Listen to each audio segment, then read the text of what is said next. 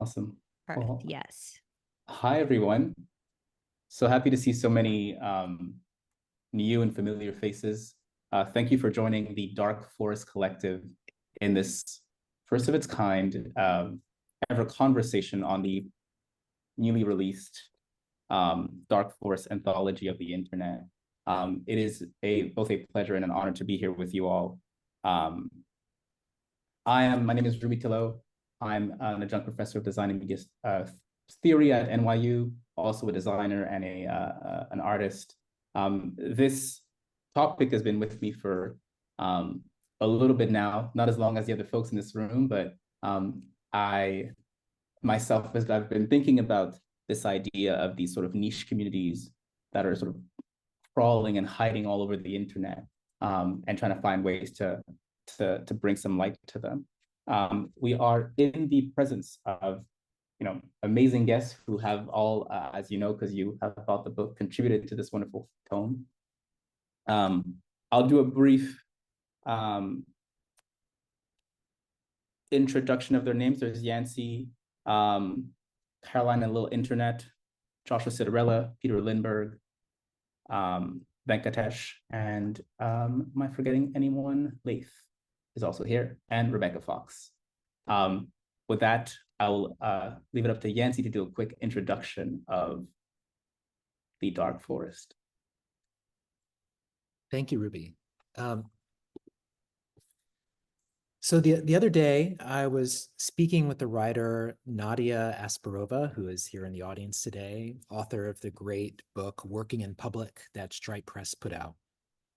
And in this conversation, Nadia mentioned the classic piece, Status as a Service by Eugene Wei, which details how Twitter functions or functioned as this giant status creating and seeking engine.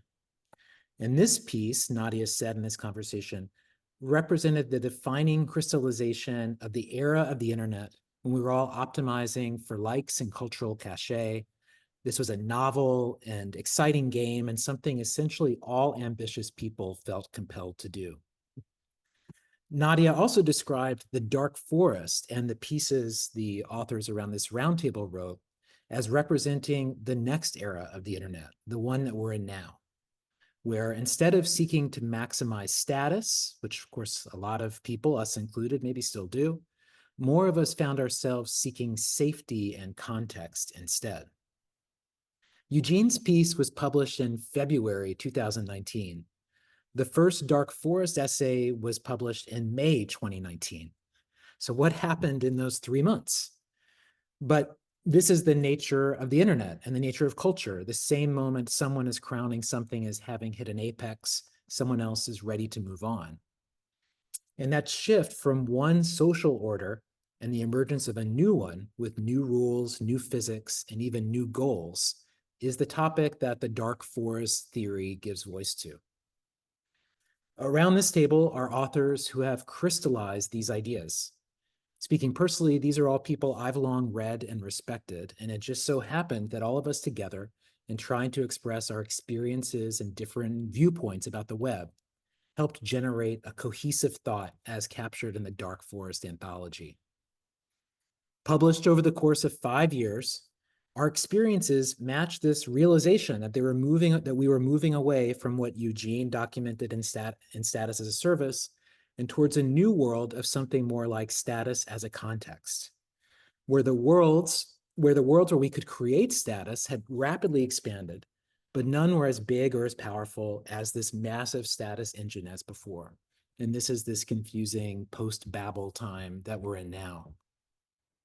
And so as I look at this, all of this 5 years after those first feelings and thoughts, what stands out now is something so obvious it feels almost not worth saying. But I think those of us in this room and who are part of Dark Forest have felt longer than most, which is that the internet is real life. What we do in here matters just as much as, and maybe problematically even more than, what happens out there. What happens in here matters. This is real life. The experiences we're having living life online matter, and they matter in even bigger ways. It's establishing something bigger than any of us. It's adding up to something. And it's still so early in this process that it's hard to tell where it's going, but it's not going to stop, and we continually underestimate them. What lays ahead is a future defined by the web. In recent years, we've gotten tied up in this infantile vision of the metaverse, this idea of life porting over onto screens based on this 20th century imagination of what computers would do. But what's actually happening is even more incredible. The internet is a mesaverse. It's concerned with what's within.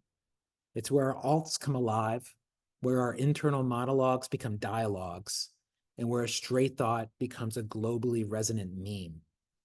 The internet isn't supposed to give a graphical representation of our bodies. It's the thing that makes what's inside, our minds, our souls, ourselves, come alive. That's what the internet really does. And so this is why these ideas resonate. This is why they matter, because the internet is real, because dark forests are real, because they do exist and they will keep existing, because our dreams and fears and our desires will too. You'll never find your own dark forest. It doesn't exist. The dark forest must be built first. And that's what we're doing here today. All right, Ruby? Thank you so much for the wonderful introduction, Yancey. I want to begin with a seemingly simple question, which may have been answered in the book, but nonetheless, I want us to set the tone and try to figure out, what does the dark forest mean to each of you authors who've been writing for the last 5 years about it? And what is its role in your life as an inhabitant of the metaverse or of the internet? We can begin with Josh. Sure. Thanks, Ruby. Thanks, Yancey. This is something that kind of took me by surprise. This has been an incredible journey to get to where we are now. What I think is the experience of many people in this group, and certainly for myself, is that the toxic incentives of the attention economy just made any form of debate, deliberation, any semblance of a public sphere impossible on open social media. So downstream of flame wars and sensational context collapse things on Twitter and Instagram and Meta and you name it, this drove, I think, in the first generation, a podcasting renaissance in which people were hungry for enriched, long form conversation, contextually rich conversation. And as a result of that, a lot of these communities that encountered the strong signal of podcasting and newsletters and other forms of media, YouTube videos, for example, they then collected in private communities, dark forests, so to speak, either private discords or Telegram chats or someplace that is gatekept, to use the word. And what slowly happened for me over the last few years is that I began to incrementally opt out of open social media platforms, just in terms of my total amount of screen time, where I'm getting my information from. And it became better to just surf the Discord for a few minutes, get more rich conversation, better forms of information, and that became a more meaningful experience. So I'm very excited to have gotten where we are now. I think the question open to everybody here, I have my own answers for it that we'll talk about later, is that what are the structures that we're going to build? What are these things growing into? Because I believe we're at the threshold of this new period of the internet. I'm very excited about that. And I think for me, it's become the dark forest is an information filtration process. It's a place to create strong social bonds that are much more durable than the attention economy communities on open social media. And it's an opportunity to build new institutions that are unique to the 21st century, that use new tools, new methods of publishing, new methods of coordination, and everything that goes along with it. So yeah, that's the dark forest for me. And then I'll have a lot to say about do not research later in the meeting, I think. Rebecca, do you want to go next? You're muted. Sorry. Oh. So, as you can probably tell, I think I might be like the least online person on this call right now. I don't even know how to unmute myself, apparently. So, yeah, I don't really do any social media. All my contact with clients is like, email, really old school. And I obviously chat with people on Telegram and Zoom and stuff. but I'm really off the main thing. My main experience of the dark forest is literal dark forests, where I do spend a lot of time and do a lot of my work as a ritualist and as a sort of, as a person. And then the other sort of dark forest that I wade into quite frequently is the kind of metaphorical dark forest of people's subconscious and their sort of, maybe subconscious isn't even the right word. They're like the things that are just about to become conscious for them as I work with them to create ritual art forms. And I think there's something about those two forests, the literal dark forest, which I venture into, and the dark forests of people's psyches, that is actually really relevant to the dark forest of the internet. Basically, well, the dark forests that I go into literally are not unowned land, but they feel like it. They feel like they're mine. They feel like they're private because it's night and there's no one there. So that's one thing. And that's an interesting thing to consider, who owns this territory. The other thing that I've noticed about real life forests is that just because they're dark, obviously they are not barren. And in fact, like the idea of a forest being empty is kind of crazy because the trees are there, right? So yeah, you're stepping into an ecosystem, you're stepping into a world. And then the other interesting thing that is true of dark forests, literal ones, psychological ones, and internet ones, is that we need to use different senses than the ones we use to navigate in, normal reality. So perhaps my intuition, my feeling senses are turned up when I'm speaking to someone about their psychological dark forest, and my hearing is turned up when I'm in the real dark forest. And I think it'd be interesting to explore what sort of creatures we need to become to navigate in the dark forest of the internet. But yeah, so I'll be representing the people who don't know what they're talking about here tonight for you guys. Thank you very much, Rebecca. Leith, what does the dark forest mean to you? If I think about it, I mostly think about people, actually, some of which are actually in this room, and like an era as well, which is like the sort of early COVID lockdown kind of era.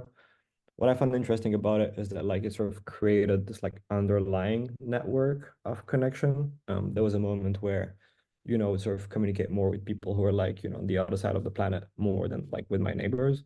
And like, I mean, time have changed and, everything has sort of like rematerialized. And like some of that network has sort of like came out of the internet as well. So like the dark forest also became like very physical through time. Like a lot of these people I had never met prior, or like I didn't know prior to like, let's say the, early 2020. And now they're all like really dear friends and collaborators. So I think about it in like those two levels, the sort of like origin kind of story, and like in the way that it's actually taking shape in my life now and the way that it has impacted my life now, if that makes sense. Definitely. Venkat. Right. Hey, everybody. Yeah, I think my path to this idea space kind of started somewhere else, but specifically the idea of the dark forest. I don't remember when I read the three-body problem, but definitely I think my understanding of the term is very much in line with the Cixin Liu science fiction version of it, where it's an emergent reality where basically if you're seen, you attract hostility. So it's a very different sense of the term than like, the pleasant experience of being in a relatively nice North American or European forest, perhaps not so much, I don't know, Latin American or African or Indian forests where there are a lot more dangerous critters lurking. So yeah, my understanding of the term is definitely the three-body problem one. And my own path to this actually came about as a failure of an older meme of mine. So I think around 2017, I wrote this post called The Premium Mediocre Life of Maya Millennial. And that was kind of like talking about a particular culture in public physical spaces, and also places like Instagram, which was a particular kind of public life. Everybody sort of like was out there in public, basically showing off like a status culture position, to reference Eugene's thing. And around 2018 or so, I kind of noticed that culture retreating, and premium mediocre was no longer a thing. So like a year after I wrote that, it no longer was a thing. And instead, people were kind of retreating indoors. And I kind of like tagged it as a millennial to Gen Z kind of shift. And I labeled it domestic cozy. So I started writing a series of blog posts about that. It was mainly about physical spaces, not online spaces. Then I think around May 2019, I started kind of like doing an off take about the cozy idea for online spaces. And that's when I wrote the extended internet universe thing with the cozy web coinage. And I think I encountered Yancey's post like just as I was about to hit publish. So I was like, all right, this is a complimentary idea, and I linked it. And I was writing out the book yesterday, and it struck me that ironically, that kind of like serendipitous hyperlinking is characteristic of the old web, which is what kind of dies when everybody retreats to a cozy web and like accepts the dark forest condition as a given. It's like that kind of serendipity gets harder and harder. So while I enjoy cozy spaces, I think in this roundtable, I fundamentally represent the view that if you think of the dark forest as consisting of the cozy web as the private spaces and the residual public spaces, I've called that the Internet of Beefs, sort of like ceding the public to the forces of violence and toxicity is kind of like admitting defeat. So I'm in the camp of don't admit defeat. Like the cozy web is a nice temporary place to like gather your forces and like regroup, but fundamentally at some point it'll be time to like go back out there and reclaim the public. So to Yancey's point, I don't think that the dark forest is not constructed. First of all, it kind of emerges out of the the toxicity forces and stuff. And the key is perhaps for me not to like learn to live in it, but to like fight back and reclaim the public. So I don't know. I would like the dark forest era honestly to end and have a healthier public return to center stage. So I'll kind of be representing that viewpoint in this call, I think. Wonderful. I love some adversariality. Caroline and Lil Internet. Hi. So love some of the points that have been made so far. A lot has been covered. Josh, I have to agree with you that the need for a dark forest like space as an entity took me by surprise as well. I come from mainstream old print media, and it was just apparent by 2016, 17 that you couldn't have that. I mean, I wrote a piece that was saying how there's all this political activity in the ClearNet space, but you're not going to have any agency by acting in that space because you're like feeding the hegemonic order. You're not able to have any distance from it. So you need to be in some kind of cozy web space, to use Venkat's term, or some kind of dark forest in order to have enough objective distance to have any kind of like political resistance. That said, also, as Josh was saying, we're in a very different, and Leith was saying as well, we're in a different time, right? And my thought when I think about the dark forest now, maybe I share some of Venkat's sentiments of I'm kind of over the dark forest in a sense, but it's not because it's not just because I think we've all retreated to our cozy web spaces and are afraid to take on the ClearNet. It's that the ClearNet itself, to borrow Cory Doctorow's term, has become enshittified, and it itself has just balkanized and has just become a very not useful space. So it's not so much about a space of fear. I don't care about being surveilled as much. I mean, in 2017, 2018, it felt like you couldn't have a real conversation in a ClearNet space. And so the fear had something to do with like being afraid of language, being afraid of having real debates, being afraid of confrontation in that space because you'd risk your job, you'd risk alienation from friends, etc.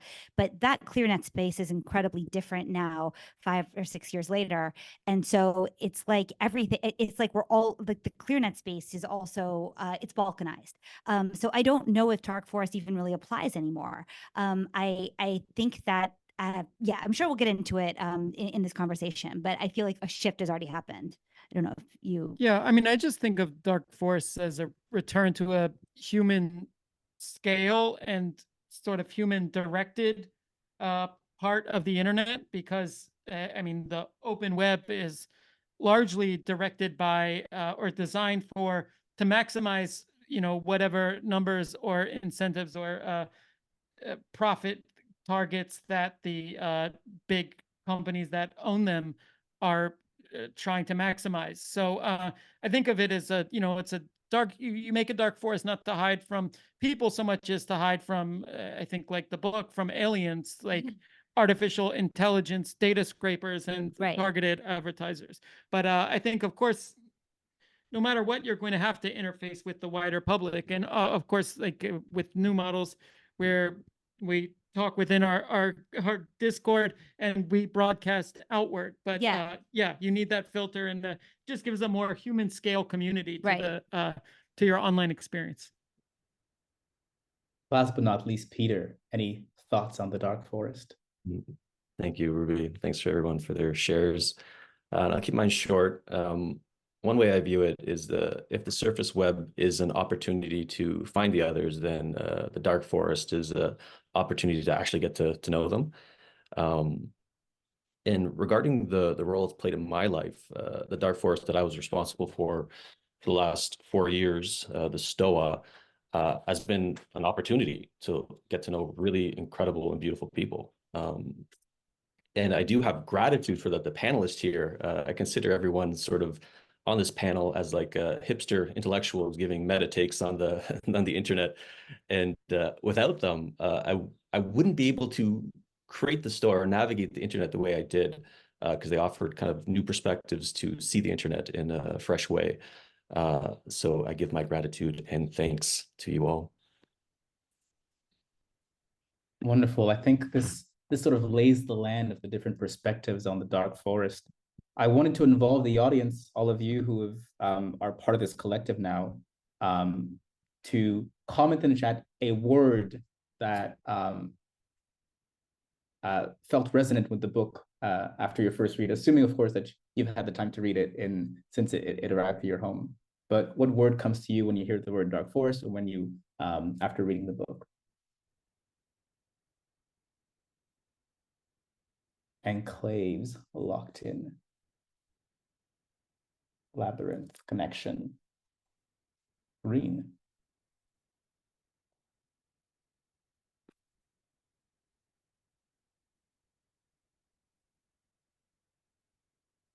Wounded, borderless. Thorny, mystery.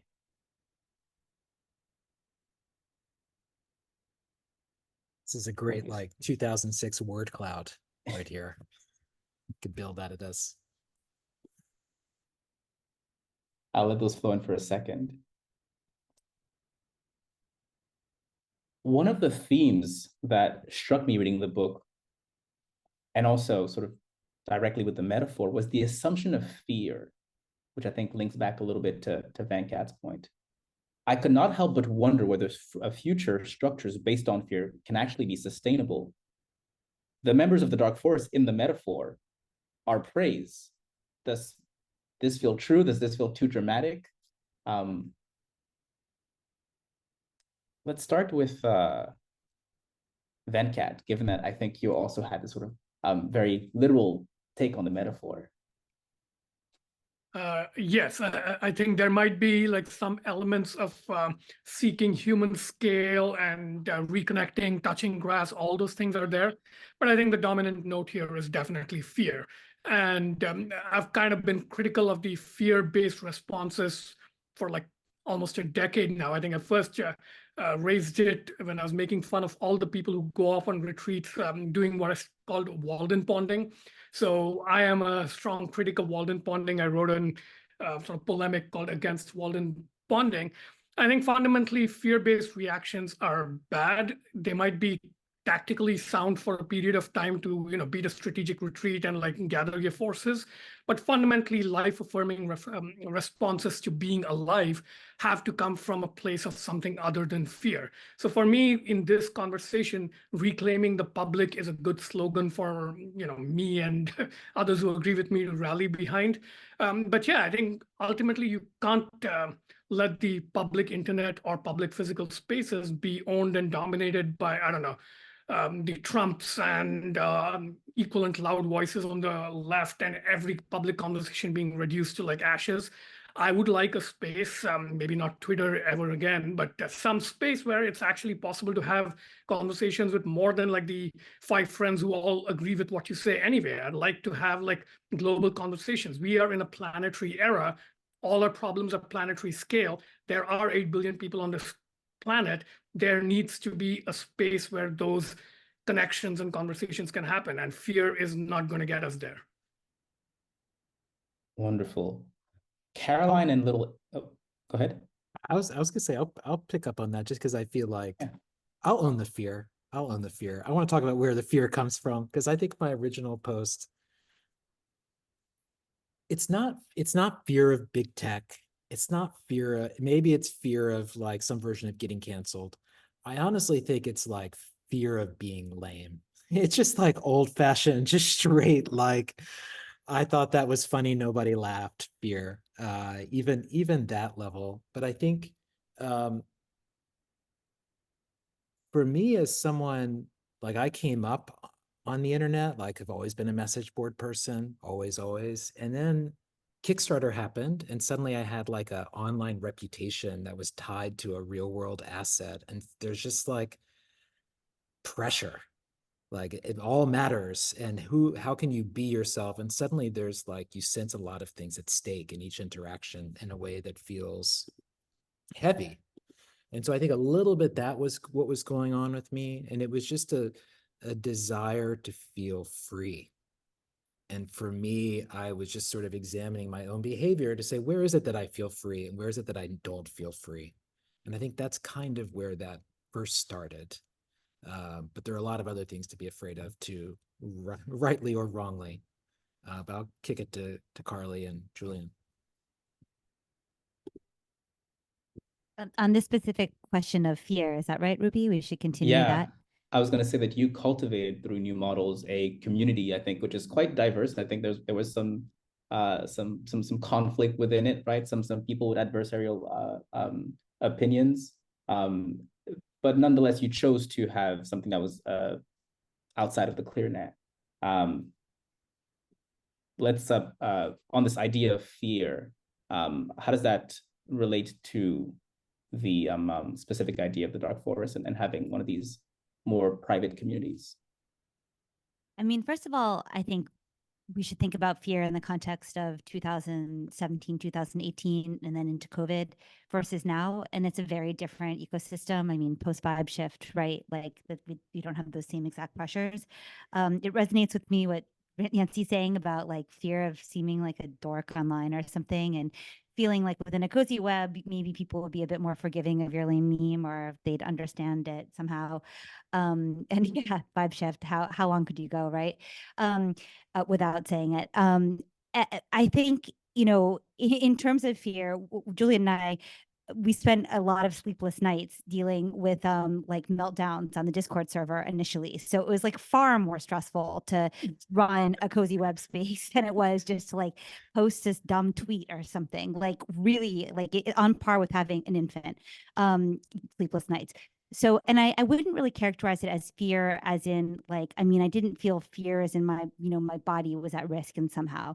But I mean, yeah, fear was not a motivator though for us. it was more founding. frustration. Also just noise. Like and noise, right? That was really the main. Yeah. And we always kind of think of these, maybe it's lame, but we always think of these real life metaphors where we're like, you know, it's so much more enriching to have a conversation at a large dinner party than like, you know, 1,000 people running around a mall screaming, which is like what most of the open web is like, And social media. So to Rebecca's point, I really loved what you said about, you know, dark forests aren't empty. They're not barren. They're rich ecosystems.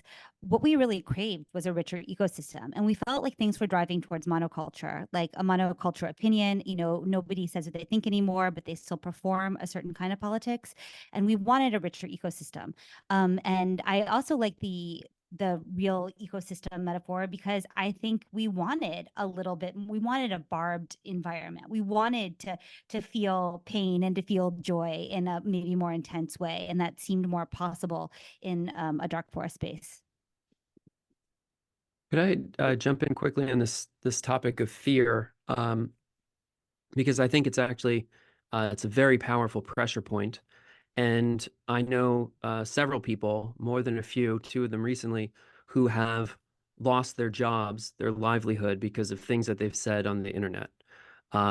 And there's real stakes to this stuff now. Context collapse is real.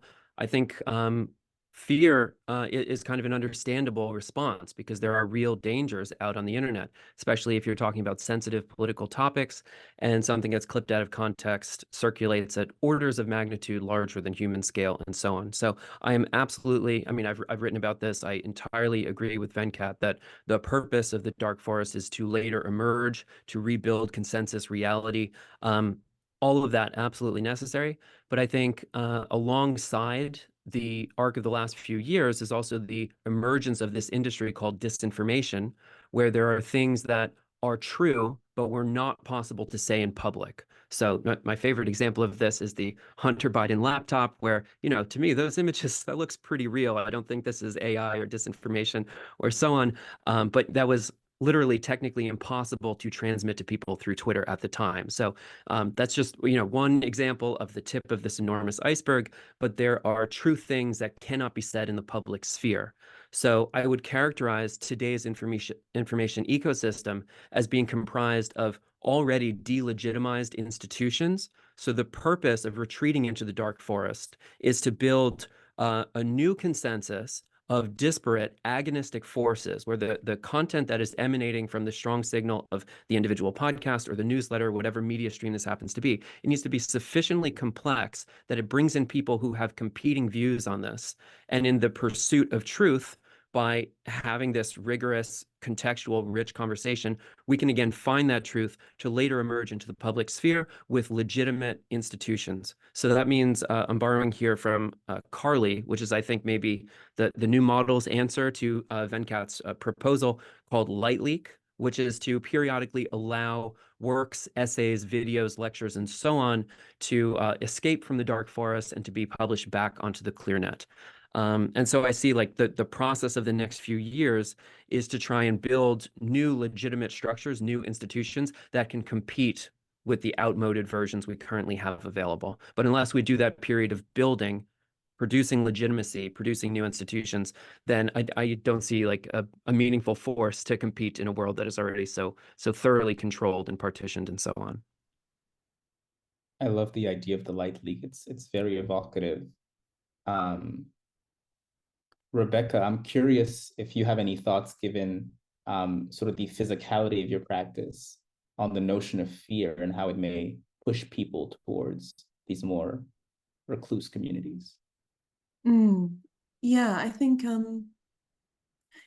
your question about building on fear or the dubiousness of the idea of building things on fear is right on point. But I don't think we can reject fear or escape fear or like I think that's kind of a fantasy that we can live without fear, obviously. So I think there's something about a sort of a narrative arc that happens within our lives, and it's not really an arc, it's a cycle where we move through fear at different points, and this is a process of, you know, of becoming. This is how we become who we are, or who we're going to be, or because I'm not sure that there is like this destination.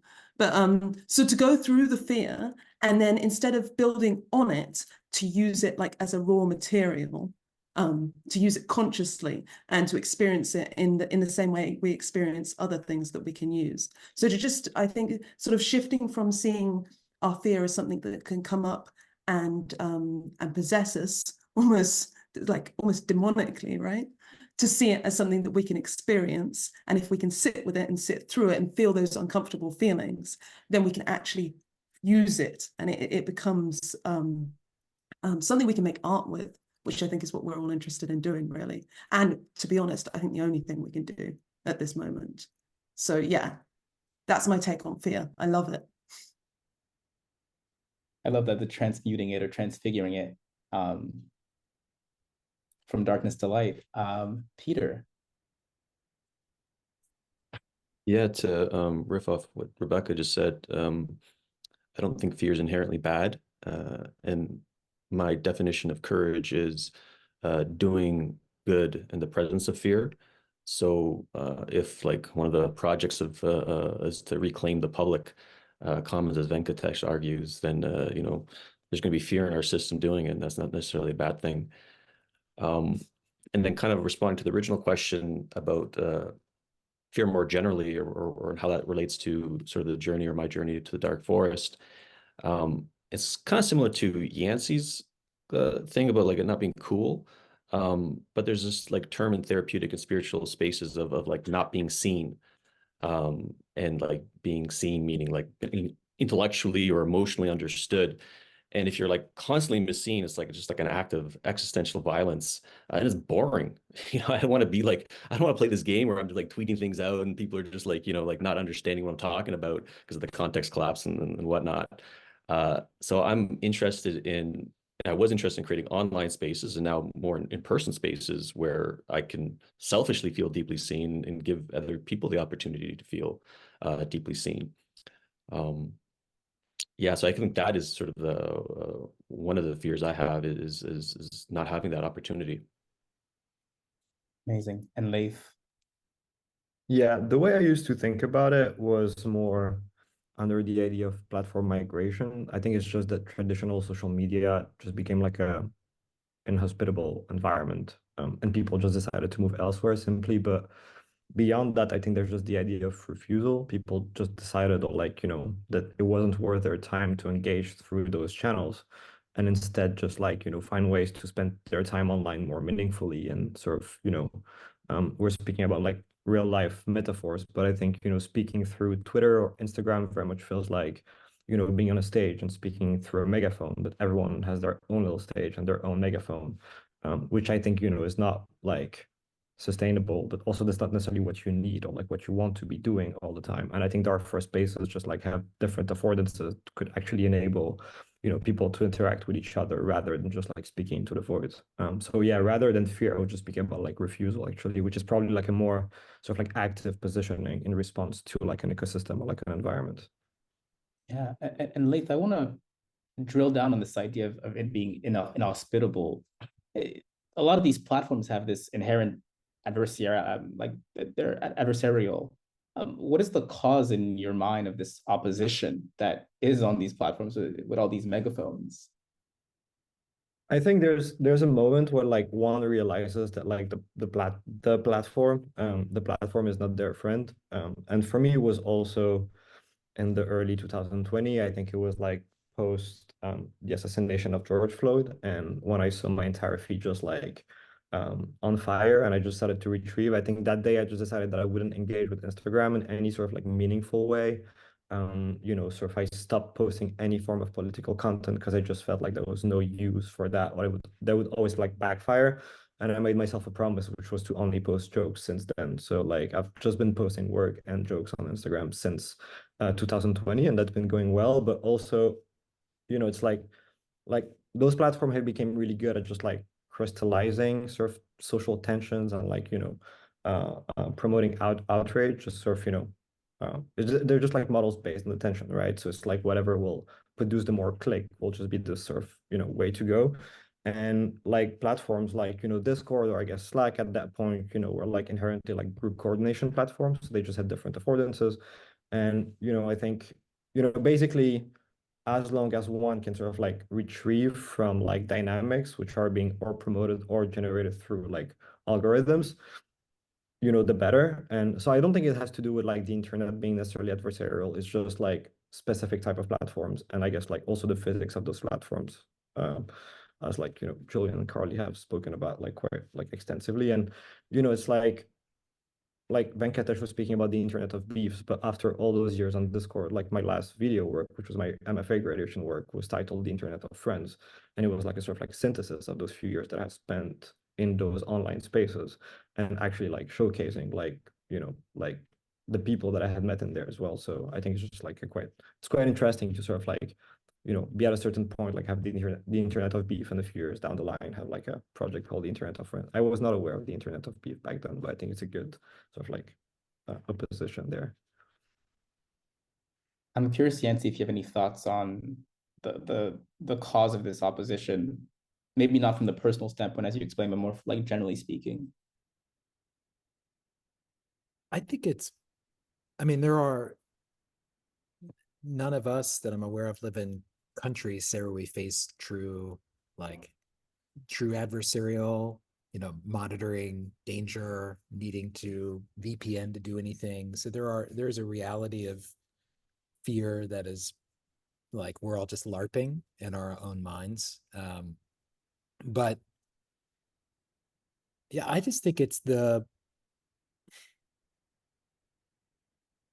most fears are projections of ourselves and like what we fear about ourselves. And I keep being brought to the same vibes that Carly and Peter are talking about, of maybe being slightly more introverted in certain ways, feeling like the mall example Julian said, I'm still like anxious from that vision he shared, and just longing for a context in which we feel like we make sense. And I think we might, for some of us, we were privileged to grow up in the earlier web that just genuinely was smaller, and especially was not operated through feeds. I think it's feeds that create that sorting, that so clearly illuminate the status rankings that exist.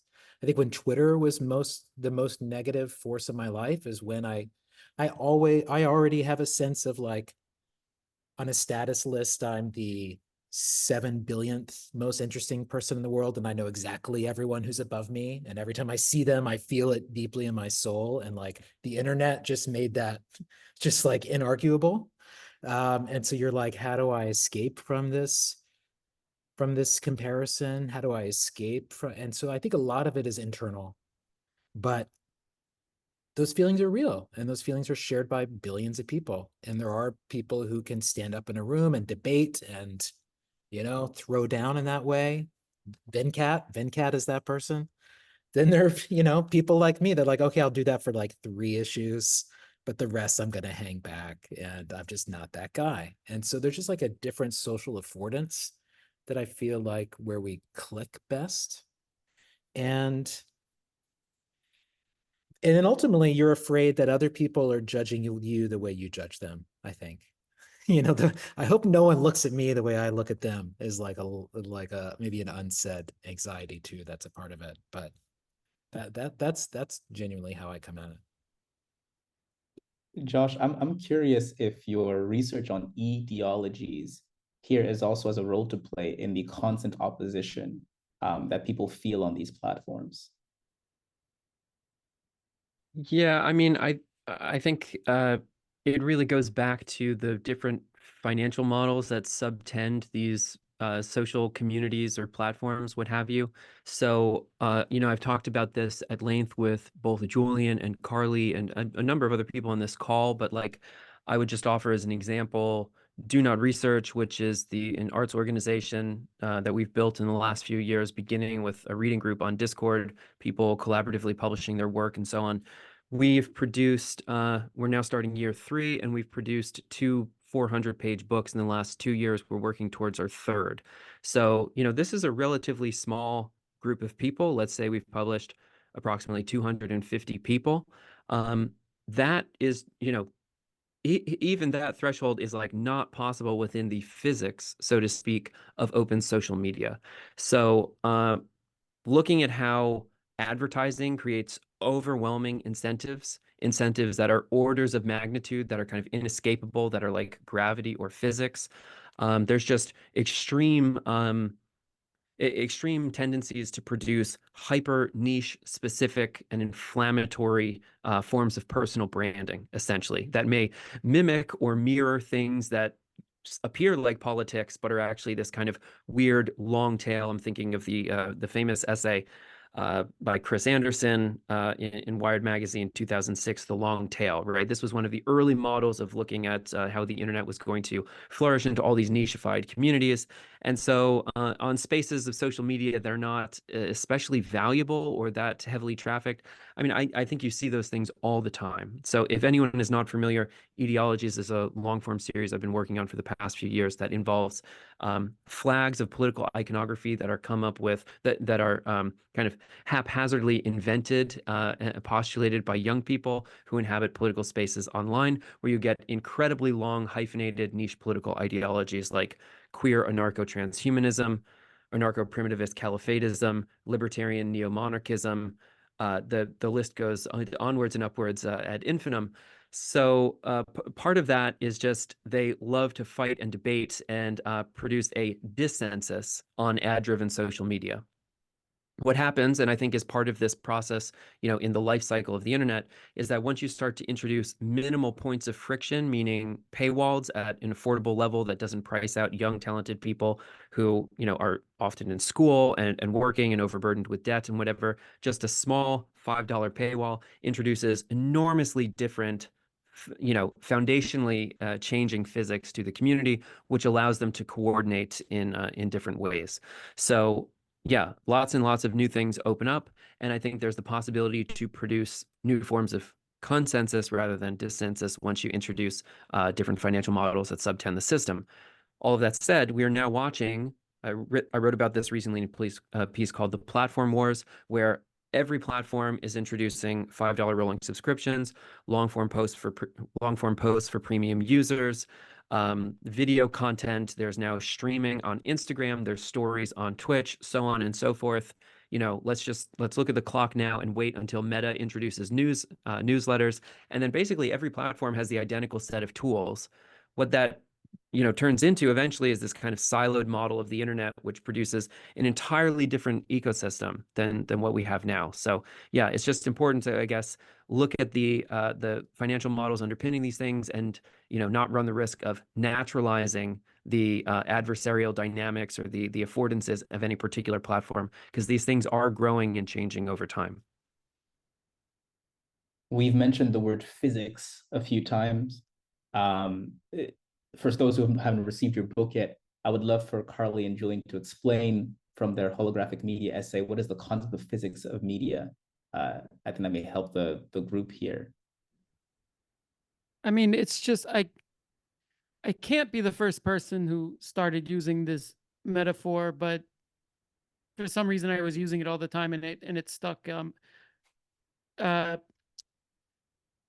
basically talk about the UX and the sort of incentive mechanisms of social media platforms, say retweets and likes, and the way recommendation algorithms work as physics, because they are as unchangeable and have as drastic of sort of butterfly effects, kind of like very complex nth order effects as a result of them, that you can't really anticipate, that they might as well be something like gravity or the physics of the universe. I mean, specifically, we're thinking about it. We were trying to theorize how media flows differently. You have linear media, then you have nonlinear media. Now you have something that we'd say is holographic media, or as K.L. Adam McDowell talks about, neural media in a time of AI media forms. But how does a piece of content flow through a network? Well, it's subject to certain physics, and the physics on Twitter are going to be different than the physics on Facebook or different than TikTok, because it's going to have a certain velocity, or it's going to have a certain, it's going to react in certain ways based on the protocols of these platforms. So physics just seemed like a really natural and easy way to shorthand it. And maybe to what Josh's point, I agree with you, all these platforms are starting to have the same feature set, but they're going to be different kinds of planets, right? Like they're going to have different kinds of physics. So content will flow differently in each of these platforms, even though they're going to have very similar feature sets. And people are eventually nudged and shaped by the physics of a particular platform. I mean, after a while, it influences what the content even is in the first place, and right, what and the people's behaviors are. Right. Yeah. Yeah. So very small things can have like really kind of drastic, wild, complex effects. What do you mean by butterfly effects? Like, Yes. what is the Conway scheme of life is always the example that you Well, give. that's like that's a right, visual metaphor. It's right. very hard to Okay, right. But like explain here. one variant changing, one like piece of code changing. 4 very simple rules can give rise to like Very different immensely ecosystems. complex patterns that have behaviors similar to life on just a 2D grid. Right. Look it up and you'll understand. But Carly and Julian, you mentioned illegibility as a mode of resistance against MIDs in your essay. What are the trade-offs between illegibility being opaque and the desire to build a community as a dark forest? I mean, I think it's come up a few times that dark forests can't be constructed. They have to be emergent, right? And so in some ways, I feel like that question sort of solves itself, where your dark forest is going to form at sort of the level of legibility and opacity or illegibility that's right for your dark forest. And you're going to have some spaces that are really trying to net a larger mass. And so they're going to have affordances of legibility. They're going to use terms like in non subcultural ways. They're going to try to be legible to a lot of people. And then you're going to have spaces that are either, I mean, I think even of like a Miladies community or something that like uses them in kind of skizzed out ways very intentionally. But I think I think that it's dependent on these dark forests are emergent. And I think that the balance of legibility and illegibility is just going to it's somehow it can't be overthought. It can't be overdetermined. It's going to happen somewhat organically. And whoever is helping to shape that community will push, say, like an emoji set in a Discord to like more mainstream references that are like kind of like more like international signage if they want a broader community, or it'll be more like populated with emotes of like inside jokes or something if you want like a more insidery community. I mean, it's also just adding a bit of friction to your language or whatever symbols you're putting out, which if the kind of people who can work past the friction and understand the meaning, those are the kind of people you might then connect with, or you might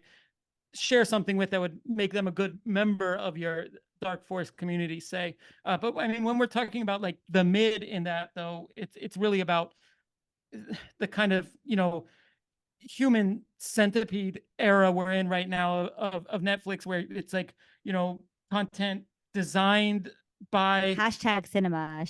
Yeah. But content designed by algorithm, by committee of millions essentially, and then like fed back to them, and to really break this, you kind of need things that are difficult to read by machines and by humans to some extent. But again, I think that I think part of the influence for it, just like with the dark forest, is to maintain a sort of illegibility to machine or to bots, I think. And there's a bit of time too, being. yeah. I mean, that's always like There's a bit of it too that's a kind of putting a little friction to help find like-minded peers. There's also like a degree of encryption, which is, I guess, like voluntary. Like when you think about, I don't know, like the current sort of like watermelon emoji, for example, and like finding ways to sort of like bypass like algorithmic filtering.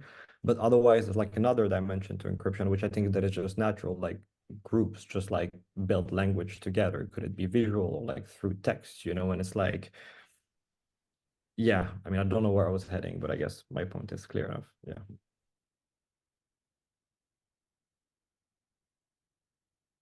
If we speak in the idiosyncratic language of memes, how do the different forests communicate? Peter, I know that your essay really touched on this sort of movement from the initial group towards the chapel and whatnot. How do we get the forest to communicate?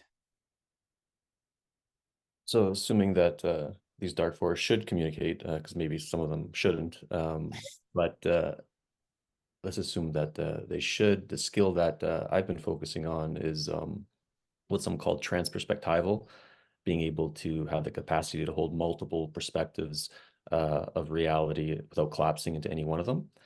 And so how I try to do that is become really intimate with like someone's jargon, or like this mimetic tribe's jargon, and then their particular definition space, but also their philosophy and their axiomatic claims of what reality is and what it ought to be. So in principle, if I can pass someone's ideological Turing test or their philosophical Turing test, meaning I have the capacity to convince them I believe what they believe, when I actually don't, I think that's half the project. And I think the other half of the project is to feel what they would feel believing what they believe to be true. And Jack Hunter, he's an anthropologist. He calls this ontological flooding. So it's actually allowing someone's like ontology of their way of being, their experience of being, to feel it in your body is a quite trippy thing. And I think if you could do both of those things, map someone's proposition space on their own terms, and then feel fully what they feel, then I think you can pretty much talk to anyone. Rebecca, in I your also view, think, yeah, I was just going to jump on that before you even invited me to. Yeah, I think there's actually something really beautiful in the sloppiness of the communication between the Dark Forest and the fact that we miss each other's memes. And I'm with Peter. This is the kind of work we were trying to do in Chapel Perilous, right? To achieve a sort of status almost like radical from the root agnosticism, so that you can take on other ideas and other people's perspectives and explore them, and then push the boundaries of your selfhood. But what we kept finding is, even like Peter's coming from originally from the Stoic scene, and I'm coming from, I don't know, like the skeptic rationalist scene once upon a time, obviously left that far behind now. But we were close, that's not too far away, right? But we're still missing each other. And there's something really cool about that. And in that space where we're missing each other and where we're misunderstanding each other and mistranslations are going on, something is being formed. And it's not my idea and it's not his idea. It's an idea that's coming up between us, which is what, ends up being the piece that we create. And what we're all doing now here, with all our slightly different visions of what the Dark Forest is and what it could be and how it works and how it shouldn't work and how it should work. And even just if you think about it, like, when we all close our eyes, we are envisioning a different Dark Forest, and yet it's the same Dark Forest. And I think there's something almost slightly occult about that action. We're bringing something to life, or yeah, I don't know. I think the fact that we don't understand each other might not be a bug of human interaction. I think it actually might be a godsend. that's really beautiful. I have a hypothesis that perhaps after the chapel, the next thing is the commons, right? Which brings me to Venkat's idea of reclaiming them. How do you envision this reclamation of the commons, and what does that look like for you? Yeah, I was going to jump in on the last question as well. So thanks for prompting me, because it's, I think, a good segue point. I think how the Dark Forest communicates, there's been some chatter in the comments about cryptography, and I think blockchains and things like that are a very explicit form, but there's also a soft cultural form of cryptography in human communication. So like, steganography, elliptical communication, shibboleths, things like that. And if you look at the years before we ended up in our current Dark Forest situation, like 2015 to 2017 or so, there was something I would call a gray forest condition, maybe. Not completely dark, so maybe it's a mix of light and dark leaks going. But the gray forest condition was like benign enough that you could actually survive in places like Twitter, in growing hostile forces and still be safe. And I want to shout out to my one-time co-blogger on Ribbon Farm, Sarah Perry. She was a master at this. A lot of her fans wanted her to create a Discord or something, but she resisted, and her fans typically just hung out on Twitter, but they all knew each other and were in each other's mentions, and they didn't have any of these problems with, noise or entryism and like other like toxicity problems. And they used to refer, I'm sort of outing them since it's a dumb subculture now. They used to call themselves UST. I think it stood for unaffiliated sloth Twitter. So people who kind of lurked like gray men. So it's very similar to gray man culture in like, the survivalist crowd. Like gray men are people who, instead of like wearing tactical gear and strutting around with guns, they like fly under the radar. They look like normal people, but they're prepared for the apocalypse. And if the zombies appear, they will fight, right? So the gray subcultures on Twitter were like that around 2015 to 2017. Weird Sun Twitter was another like that. So I think reclaiming the public doesn't necessarily have to look like, I don't know, some cartoon version of like ancient Greeks strutting around in the public square in togas or whatever. It doesn't look like that. It can be this public place where we all are pretty good at coded and elliptical communications, steganography, things like that. Public doesn't have to mean everybody understands you or that people are on soapboxes shouting. It means that there is optionality to connect to anybody anywhere else in the world who's able to actually grok and like enter your communication spaces, right? So you don't need these hard-edged boundaries of like Discord signups and code of conduct barriers. Instead, it's more like proof of vibes is a good way to put it. It's like you're in public, but in a more gray way, and you're finding each other in slightly encrypted ways, and you're coming up with like sophisticated guerrilla means of communication that allow you to survive. So I think this is one. So we were in the gray forest getting into the dark forest, and I think we'll be in a gray zone getting out of the dark forest as well. And maybe past that, there's a new kind of public that emerges. But I think in the immediate short term, a good idea might be to rebuild the gray forest, actually.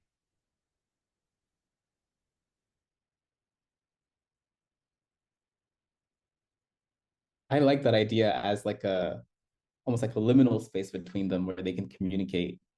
Yancey, I'm Let me curious. turn one more idea. I meant to mention that anti-memes belong in this conversation. Like in the book, there is no anti-memetic bureau.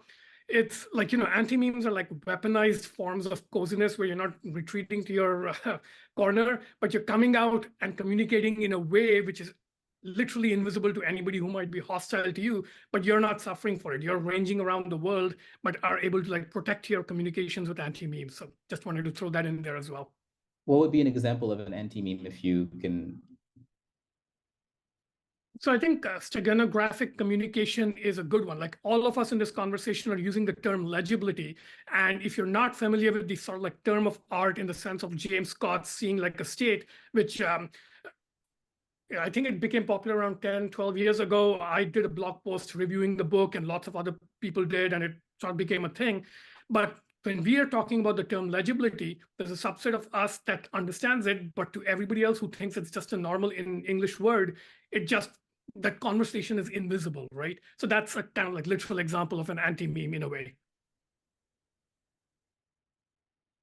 Yancey, do you have any thoughts on the communication between the different forests if they are willing to do so?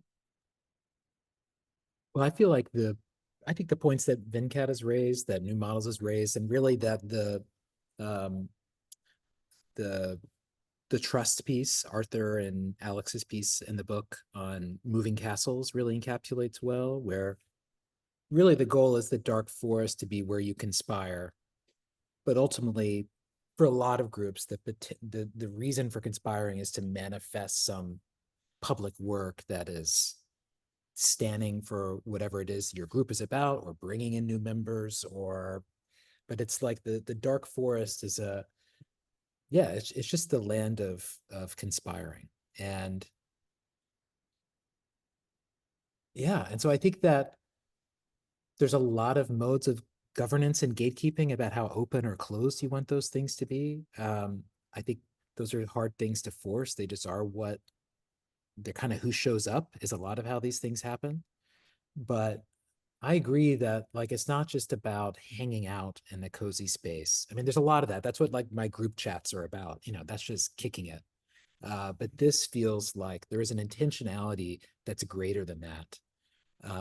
That feels really important to like maybe that line between a group chat and a dark forest. Josh, your project, Do Not Research, I think tries to deal with the physics of previous platforms, like building new institutions. How does one balance the need for visibility for crowdfunding the efforts with the protection and the invisibility of the dark forest? Yeah, there's something to do with this recent history of the internet that hits an inflection point at which it fundamentally changes. I'm thinking of the period where my peer group, it wasn't coincidental that everyone I collaborated with on jogging, let's say 2011 to 2013, which was an artist collaborative project, primarily posted to Tumblr, and then started doing physical in-person exhibitions, making sculptures, artworks, and so on. All of those people graduated around the same time. They all joined Facebook around the same time, and they just so coincidentally happened to find each other through those, the relatively smaller communities at the time. What happens in 2012, if you look at the growth curve for open social media, is that your mom, dad, aunt, and uncle joins Facebook around 2012. All of a sudden, it's much harder to find peers and like-minded people and whatever. So I tend to think that, my initial peer group that I collaborated with, we were the, unaware and unintentional beneficiaries of just being the early adopters of this social media question. So if you transpose that same type of community building and collaboration and so on, you try to recreate the same projects and the same conditions now, I find myself in a position where I'm not technically an educator now. I've taught at universities in the past, but there are many people who listen to the podcast, read the newsletter, watch the Twitch streams, so on and so forth. And many of them are recent graduates of BFA or MFA programs. It's kind of like a professor-student relationship outside of a conventional university.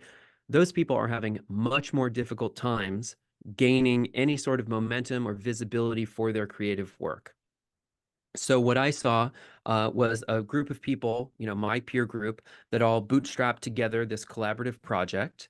And then the incentives emerged during that period for people to actually break apart their collaboration. Everyone started to get individual solo shows based off of the visibility that they got from that work.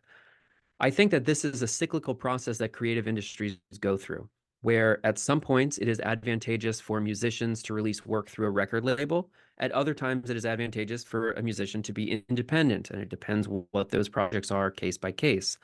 In general, I think the art world, which is where I'm most specifically invested in, I think that we are in a cycle of rebundling. And I'll just give you a very practical example of what this means. So for all of the people who contribute to Do Not Research, many of them are on the younger side. We accept work from people who, it's a quality-based assessment. We're not looking at their CVs, screening people for their credentials and whatever. We believe on building consensus outside of the legitimating forces that, subtend every other application you might get. We're willing to give people their first shot. The problem is that they can make really excellent, very compelling, extraordinarily fabricated, well-written works that just get no visibility, no likes, no subscribes, nothing in the creator economy model of the internet. What happens is if you put all of those creative works together, you will get curators, dealers, artists, critics, donors, philanthropists. Those people will follow one account that aggregates the work of the combined creative efforts of 250 people. They're not going to follow 250 25-year-olds. That's just too much noise to signal.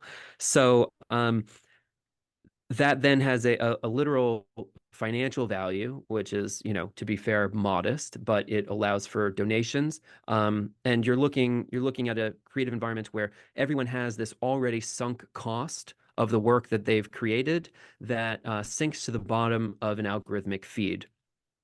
So I'm recognizing curation right now, curators and editors as being proof of a market failure within the algorithmic sorting of the internet, that these things literally are valuable. There's a financial model through subscribers on Substack and different donations, ways that you can quantify it. They're also, culturally valuable in a way that you can't put a price on it. It's like these are things that are the most meaningful experiences that creative people have in their lives. They encounter a novel that changes their way of looking at the world, or a film, an essay that makes them cry, see the world differently. All of those things, different forms of value, equally important, in some cases more so important.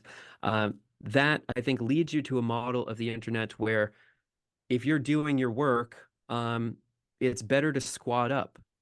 It's better to squat up than to do it out on your own. And I'll give you just one example of this, that a good friend of mine was very involved in Ultima Online, which was an early MMORPG that had a lot of PvP zones, meaning that when you're going through this dangerous swamp or forest or territory, whatever, someone could kill you and take all your gold and take all your items and whatever. And so what that created was an environment where it was only safe to go somewhere if you had your whole crew with you. Because then if one guy is trying to fuck with you, if he's trying to kill you, steal your gold and your precious items, you've got, a gang of people to back you up.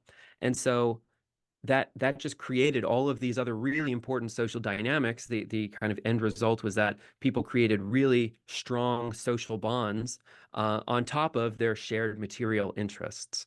So if it all sits in the dark forest, if it is never exposed to anyone, obviously that is a failure. Like the point is to produce these creative works that are then shown back to a public. But I think there's just kind of a clear analysis of what people had been posting before, and the opportunities and the resources that were afforded to them versus republishing that material as a squad and getting new opportunities and new resources. There's just a clear cost benefit analysis that your beneficially for us as institution builders right now, your selfish material interests are best served by participating in a squad. So I think it makes all of those things very easy at this moment. Venkat, I'm curious about your point here. I think that there potentially is a narrowness in our perspective. If you want to speak to what you've seen inhabiting the Indian cozy web, and how it may differ from its Western counterpart. So maybe it's more similar than I'm implying in the comments, but yeah, I mean, Indian WhatsApp is a utterly toxic space. It's mostly like family and friends group, extremely small local communities. And it's horrifying. Like, you probably know that Indian politics is shaped by Hindu-Muslim conflict, especially with the current BJP Hindu nationalist party in power.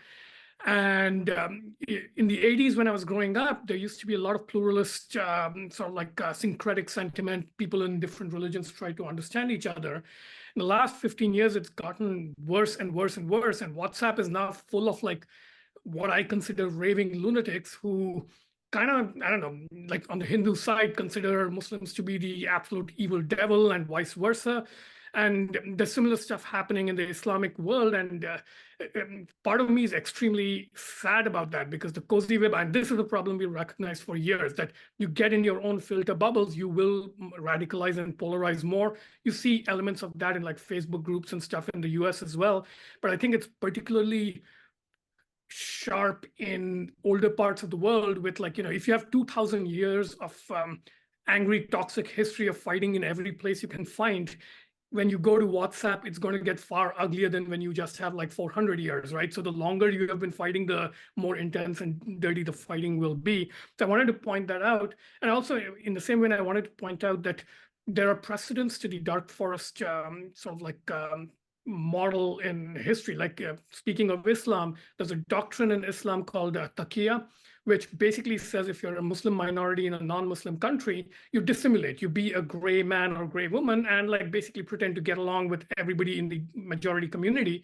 And of course, when the tables turn, I'm sure there's other norms for other minorities, but it tells you that this is not a new problem and that the cozy web and dark forest are not panaceas. Like if you retreat, you will polarize, you will radicalize, you will sort of like unleash the worst parts of yourself in the darkness. So you will become what you fear. You'll become sort of the evil you think you're escaping from. So I don't like that. So even though I'm like in this conversation, I think fundamentally I'm more skeptical of what happens in dark, cozy spaces than supportive.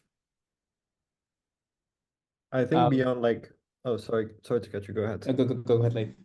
Yeah, I think like other than just like focusing on the Western context, I think like something that's happening here is that we're speaking about like dark forest and this sort of like abstract term, but in a way, I think what the book does also is like document like a very specific and like located scene of like cultural producers at the end of the day that I guess we sort of like named the dark forest kind of like environment. Like Yancey was mentioning the moving castle piece, which was sort of like speculating on the future of the dark forest and potential like isolation and trying to think about how to create bridges between communities, but that was also without considering Jack, who's here, might remember someone once saying, oh, actually the dark forest is the same 15 people just moving from Discord server to Discord server. And of course, like I've been spending like some time on Telegram over the last few months, and even like in the Western context, I mean, I've just like encountered like the worst possible things ever, and like countless sort of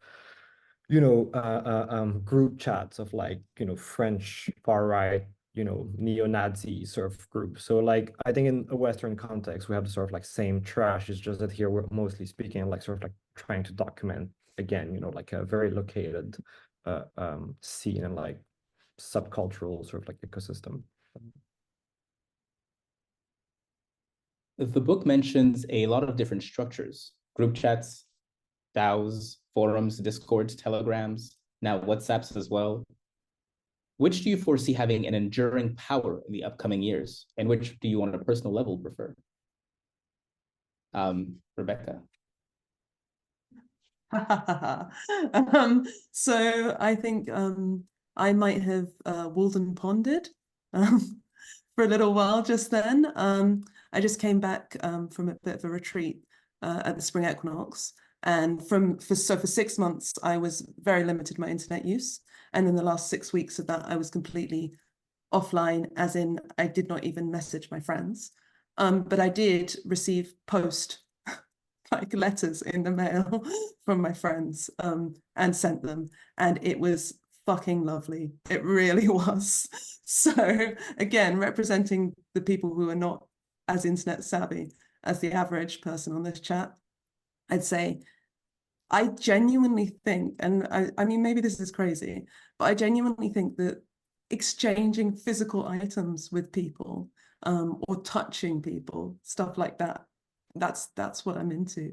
And the beauty of that as an artist is obviously you have materials to play with that are coming in your post books that you can cut up and collage and recreate and do a kind of physical examination of what we're all doing here on the screen.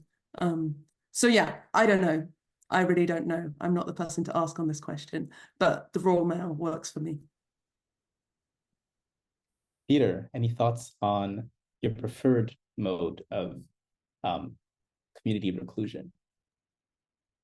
Well, I relate with a lot with Rebecca is saying, because the last like 3 years I've been trying to be less and less on this thing, less in front of the screens. And I don't want to put my life force and kind of like just, you know, creating an avatar and then making it go viral. And so out of all the spaces online, I prefer this Zoom room, actually.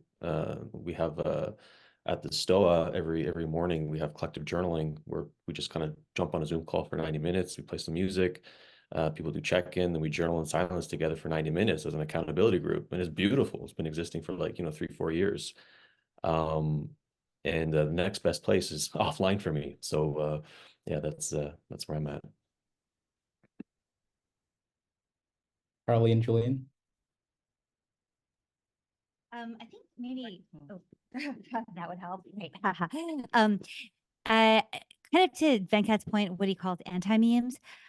I mean, my feeling, and this goes back also to this enshittification of ClearNet spaces and coming out of our dark forest spaces and being more permeable, making those barriers more permeable.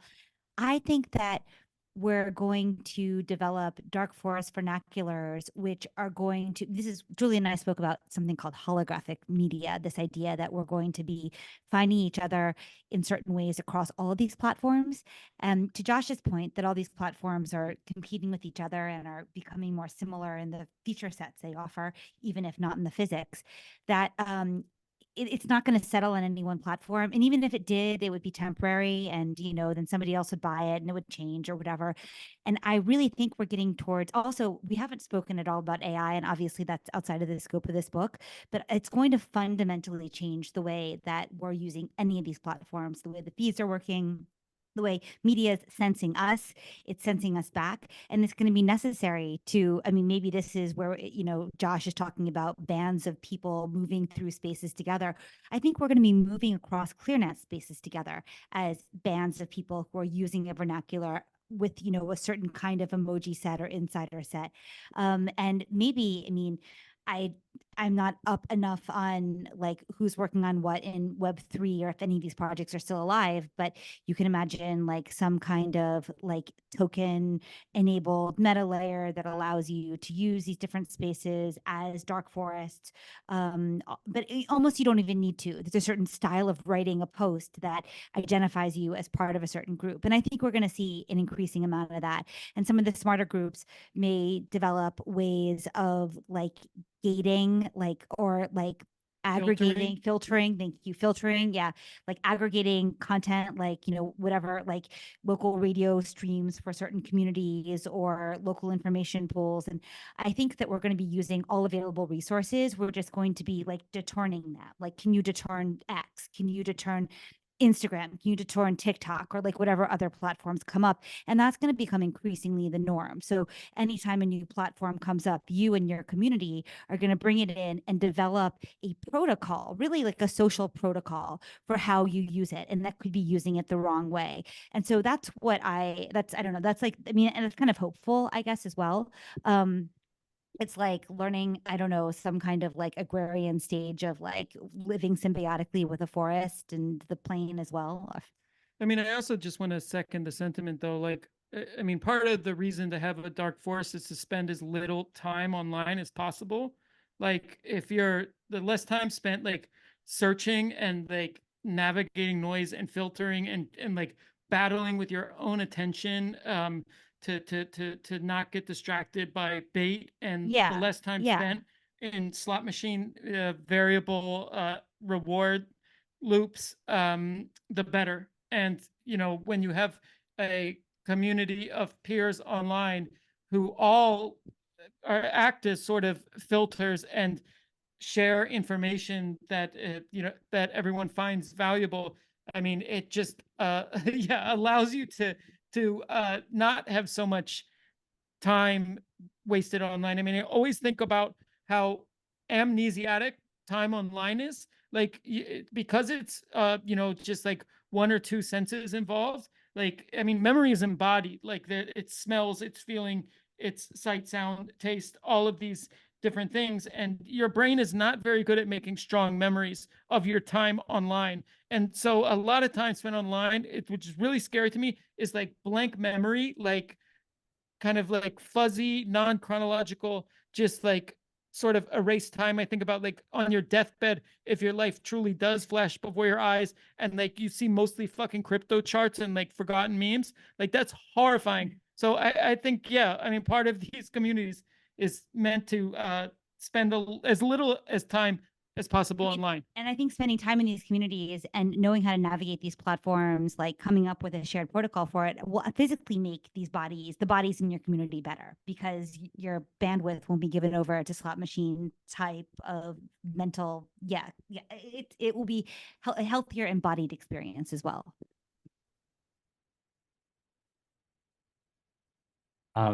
Yancey, I'd like to turn it over to you for your favorite mode of dark foresting. Well, I'm just loving all of this. This is just all the energy. I'm soaking it in. Yeah, trying to be offline more, definitely a goal that I fail at every day. But certainly a lot of things start there. But if I think about my own attention, there's like a handful of Telegram groups that I'm in that I feel like are my best sources of information.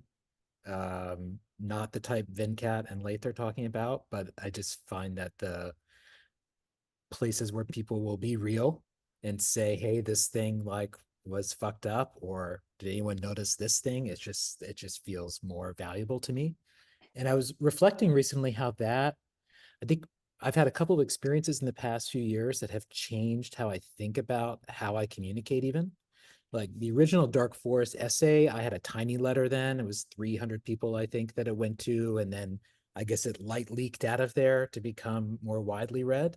But like when I first had the ideas that led to Meta Label, I initially had planned to just put that into a Substack and blast it out, but had this gut feeling that I was just going to be really disappointed by what happened out of that. Like it was just going to be a big nothing. And so instead took the Google Doc where I was working on the idea and just sent it exactly like Josh shared, the difference between dark forest and public sharing. But I just sent it to 5 people directly and just said, hey, I wrote this thinking about you, wondering what you think.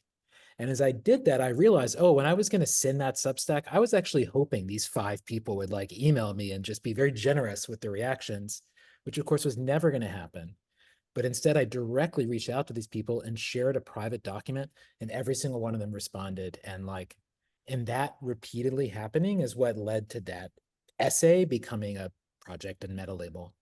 And when Meta Label last year left crypto, wrote a thing that I similarly didn't want to share widely, but people were asking why we were doing this. And so I just shared a private Google Doc with comments on, which ended up getting widely shared, I think because it was private. And those things revealed in my own draw to like being more interested in clicking into Telegram than say Twitter to like catch up on things, says there is something to private information that feels more valuable, that maybe I trust a little bit more. Maybe the incentives feel a little different, although maybe they're not actually. But if I just self-examine, I do feel more drawn to that. And I do instinctively feel like, oh, that's where I want to go with my ideas first. Maybe it's validation, maybe it's like getting your initial, whatever, core group of people who give a shit, or you're getting your first round of feedback. But more and more, that's what I'm seeing happen with my own behavior and attention. We have two more questions, and then we'll go to the audience for some Q&A. So prepare your any questions or thoughts you may have had during the conversation. Question number 8 is the one where we use those two big letters, which have been strangely absent from our conversation, the letters A and I. What is the future of these semi-private digital spaces in the age of AI generation? Of course, we've seen blank in bio pop up in our comments under every single post nowadays. Bots abound on Twitter and Facebook. Yeah, this was something that Maggie spoke about in her essay, but wanted to get the opinions of the other writers on this shift in the age of AI generation, kind of starting with Leith. Yeah, it's not a topic that I actually feel knowledgeable enough about. I'm still sort of like trying to understand like artificial intelligence in like a image production realm, which is something that is like closer to my practice and like where I sort of exist. So I don't think that I would have any sort of interesting or like relevant point to actually make about this. So I might pass the mic to someone else. Josh, any thoughts on the matter? I was participating in a reading group that's between myself and some other artist and an art critic. We had a relevant conversation to this that was around, I was asking the chat, I called them shrimp Jesus memes. Like it's like, you've probably seen it, but it's pictures of crabs and Jesus, and they look really bizarre. They do huge numbers on social media, and the caption says something like, I made this myself. You've probably seen it circulating. So I think probably the way I understand this is that there are clear, weird, novel things that thrive in ad-driven platforms. And so I imagine this kind of like the bathtub, that the water level is raising, that the internet is kind of filling up with spam and becoming more noisy, because those things look weird. They're attention grabbing, but they're, mostly meaningless.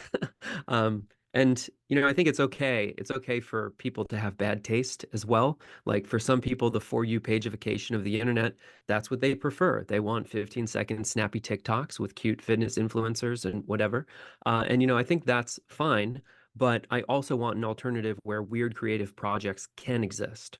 So preserving that possibility of doing stuff that isn't entirely 100% reliant on ad-driven metrics and whatever else. Those are the things that we have to try and protect. So yeah, I kind of see two trend lines here where as the internet becomes increasingly noisy, you scroll, people talk about engagement death spirals, which has been going on for a few years now, but in general, people are posting less. They're consuming more, but they're posting less. The internet more and more resembles cable TV already. And then what AI adds to that is even more advertisement, even more content, even more noise. So yeah, once you start to, again, looking at the underlying financial models for these things, once you start to put a tiny paywall, even if it was something like the cost of a stamp, for example, that's a huge disincentive to AI, that you'll get a lot less bots because it's just, so costly to join 1,000 different Discords that all cost $1. Now the cost of running the bot is actually significantly something aside from its compute. So yeah, I kind of anticipate that, there are various life cycles to dark forest spaces, but the AI trend line seems to point in one direction where it increasingly outputs more and more complex, more and more novel content. And that only leads people to retreat into more, human rich contextual spaces is kind of my guess for where that goes. Harley and Julian, it occurs to me that the physics of the platforms affect the posts, which are the objects of the platforms. But namely, when we speak of virality, they mainly affect the human who wants to be driven by the gravity of virality. And bots don't care about likes potentially. So what's the relationship between the physics and these bots or AI entities on these platforms? I mean, I first wanted to counter, but did you want to? Cool. I mean, I would actually just say the entire telos of the bot is to maximize the likes. I think their entire existence will be oriented towards maximizing likes. I mean, that's the point of them. I think it's just going to be a spam flood of bots and an arms race to stop the spam flood of bots. But I see more people retreating into dark forest spaces, not less in the near future. Yeah, but I mean, okay. Also, I see what Venkat just dropped in the chat. I mean, yes, AI is going to make the ClearNet spaces like worse in a lot of ways. However, it's something that Matt Dryhurst actually said, or Holly said, Holly Herndon, where we're at a time when your consumption is now productive. And I have to say, I found, thanks to like Julian's Spotify algorithm, which he's like been training for years now, like a lot of bands that I wish I knew about when I was like 18, I totally would have put on my radio show back then. And we're at a point where AI bots can also be, or, different AI can also be our friend. It can also, especially when applied in cozy web spaces where it can filter really efficiently. So, I mean, and I know personally, I use it increasingly to get more like facts and data and to filter data. So like, yes, it's going to make ClearNet like messier and worse on net, but there's also some really great applications of it, especially in the idea of think about like all the people in your dark forest, cozy web network space, whatever, all like having really productive consumption, like all honing their playlists or whatever their behavior is so that their algorithms are really, really good. That could be amazing. So I don't know. I think there's some interesting applications. I mean, AI 100% is going to enhance filtering. It's going to be I'm not taking some Manichean stance against AI and bots, period. I'm not that basic. Yeah, I mean, we're already thinking of ways of using AI to make the our community richer and to filter the internet to learn from us, as you said, for our output like, to be productive. Consumption is productive. But there's also the idea that now, I mean, like obviously everyone talks about like how AI helps you code, but like it literally was going to help us potentially like build bots and like have more control over our spaces because it's going to give a lot of people without a ton of tech knowledge like myself the tools to do that. So there's like a million applications. I mean, AI is just a hard word anyway because it's like so broad and there are so many different applications. But I will say already, if you told me 10 years ago that I would be mostly searching on Bing now, I would have told you you're fucking crazy.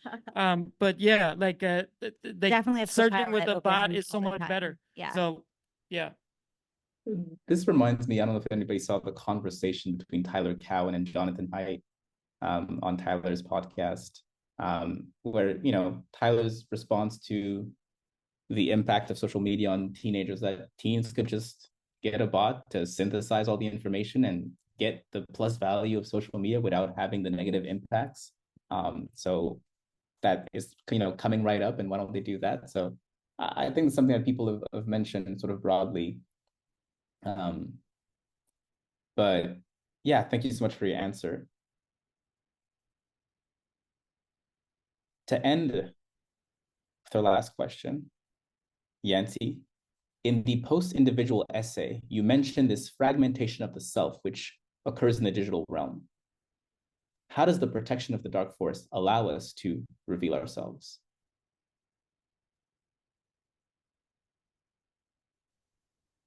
Great. Great full circle question, because I feel like it takes me back to like the messaverse, because I like why these dark forests exist is I think because of our internal alts.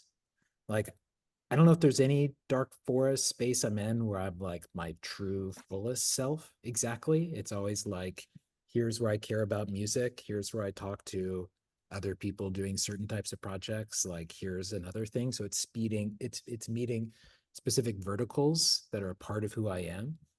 But I think that when I talk about like how I think this is adding up to something, like I think that the internet is going to be the dominant mode of our social infrastructure, and that a world built on enlightenment-based ideals of what a person is something that is really going to be evolving based on what we now understand a person to be, which is more fractured, more multi-layered. In the post-individual, I talk about moving from one person, one vote to one identity per vote as sort of an implicit evolution we've been making. And so I think my assumption is just that this shit is real and is going to get more real, and that we are building a society based on ourselves befriending and cooperating and sparring and warring with each other. And that my hunch is that's like the next 1,000 years, hundreds of years, is built around some of these things we're starting to experience now. And so I view our experiences as, yes, sometimes mid or basic or cringe and like all kinds of things. I think they are also maybe universal, becoming more universal in the future. Maybe we're some of the first experiences of these feelings in this realm, but they'll become more normalized and understood. And yeah, I just, I don't admit defeat, but I sort of I see the changes as something that are larger than us or me. And I take a optimistic view to the future always. So I roll with it. I embrace it. I roll with it. I want to see how it's useful and see where we want to take it. But yeah, that's the bigger water that I think is moving on around us. Thank you so much, Yancey. With that, we have a lot of wonderful people in the room. I'd like to open up the floor for any questions you may have for the authors of the anthology.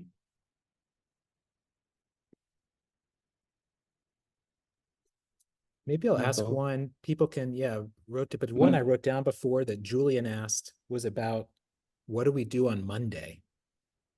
Meaning, what do we do now? Like, okay, I agree with you.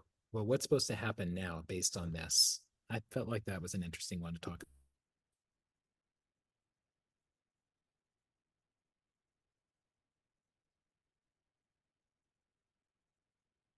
The first step, perhaps we ask Venkat, given that there were some thoughts around the reclamation of the commons.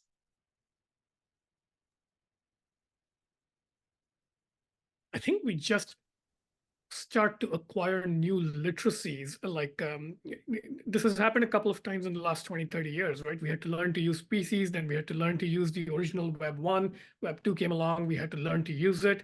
Each time it's like it takes a year or two to acquire new media literacies, essentially.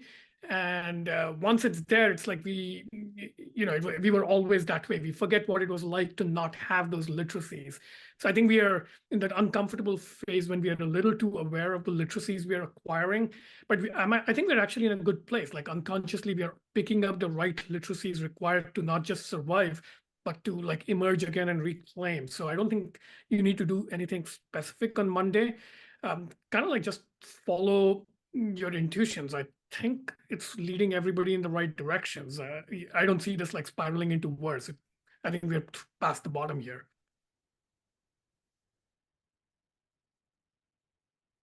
Josh, I'm curious if you have any. Yeah, I can contribute what I have to do for Monday, because this weekend I have to write a 3-year proposed financial budget for Do Not Research, because I'm going through the process of registering as a 501c3 entity in New York State. So my homework for this weekend is to lay out all of the different contributions, the expenses, and the spreadsheets for the next 3 years, which is a proposed model of running it.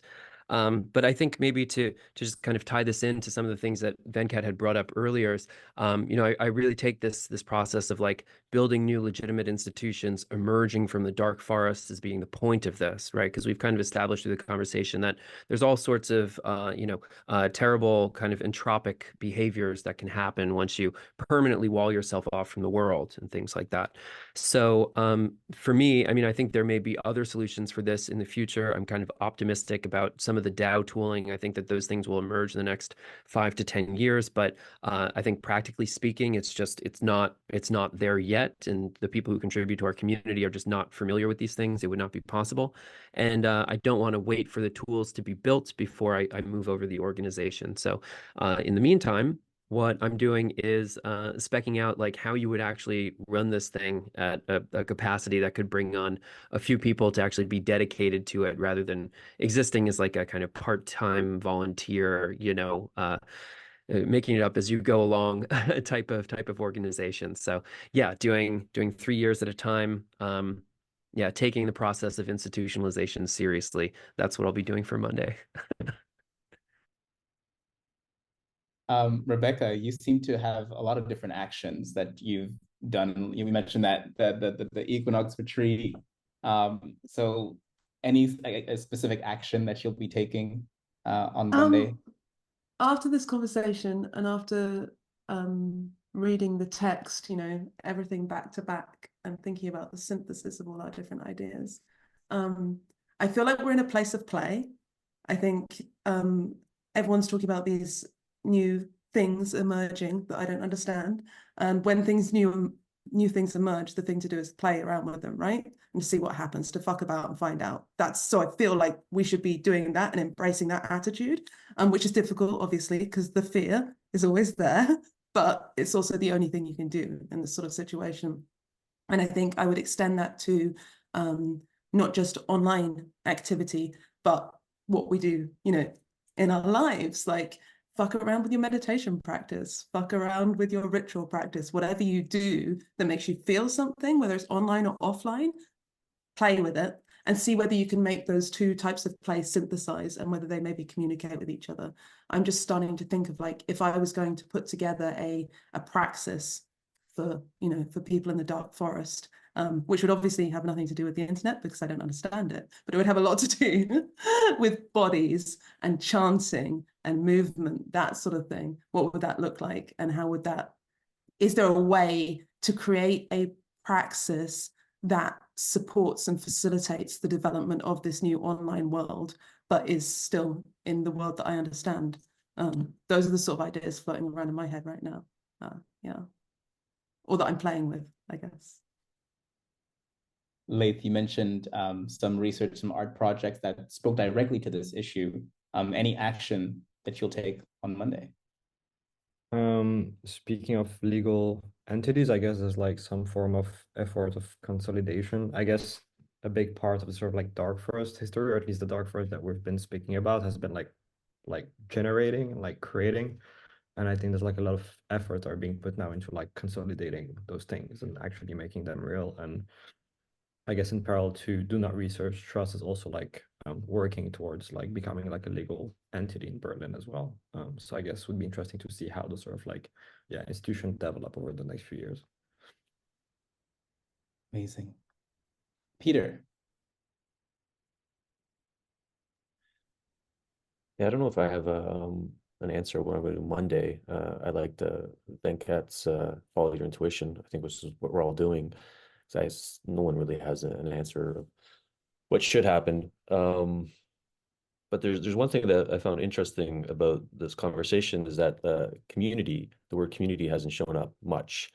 And I hate that word, by the way. I think it's over like abused and used too much, online communities.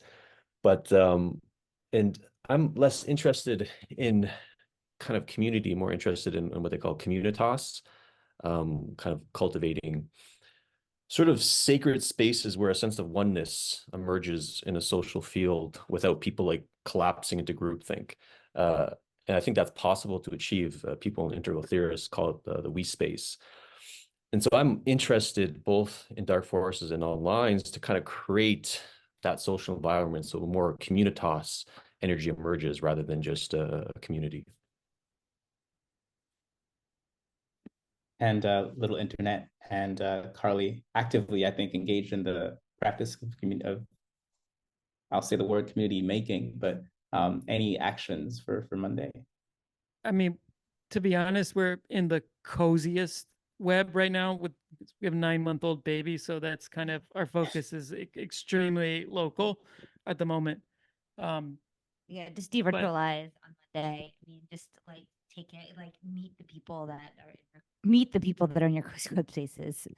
Yeah, but I mean, for new models in general, we do have events. We have met each other. We do try to do things like this, and we have lots of ideas for, continuing to really flow with the tide of media in general, especially one that's that watches back. I mean, I think it's also one of our tenets was like we reserve the right to change. And I just think like continuously just allowing yourself to reformulate, because media is continuously reformulating, and not being too dogmatic about like the shape that your community takes. But devirtualizing, and also like the book, I think it's so great that this book was printed, because that's how we archive the web. That's how we archive scroll space, right? So like devirtualize, print something out on Monday and put it on your shelf that you really care about. Make it real. We have a question from Lore. Yeah. So I'll reveal that I am a fan of cozy web / dark forest spaces. And what I've learned from research and talking to folks and just thinking about it myself is that part of what is so appealing about the social media, like public landscape, is the finding of one another. And if we're in these dark forests, then it seems like there's still a question of like, how do I find these magical people if I'm not already in this context without that social media layer? And it doesn't feel like it's an impossible problem, but I'm curious about the folks on the panel's instincts about where that will go. That speaks to kind of this tension, and I think a lot of the personal anxiety I feel is that you gotta stick your head up out of the parapet, like to be seen. Like, who are the people that I know what they think they're people who take the time to share their ideas, and so I've found them in some way. But it's like, without that step, there's no way. So there's a little bit of, I mean, that's kind of what Eugene's piece is about, and all the things of like, the blog post is the most powerful thing on the web because it brings people to you. But like, there is a little bit of that's important, that I think defines how I've came across everyone else on this stage at one point or another, which is reading something they had made. Does anyone have another idea for that? Yeah, I can go. I try to like really like what's the spirit of the thing that's being created and putting on the Web2 or the spectacle, and the platforms that I use that are like non-doc forest or Substack and YouTube sometimes. And when I put like an artifact out there, I really try to just make it art, not necessarily it's good art, but I just want to like create something and put it out there. I'm not trying to play the attention economy game, so I try not to like operate from that space at all. And my working theory is that sort of like, if people resonate with that, they sense the authenticity that I'm putting behind that, that's sort of like bait away from the spectacle into these more dark forest spaces. Thank you, Peter. We have a question from L. Fiorentino. Do you have any predictions for how short-form video will affect the evolution of online communities? I think we can even broaden it into just shifts in media in general. And of course, you got to go back to the great metaphor of the physics of each of these different forms of media.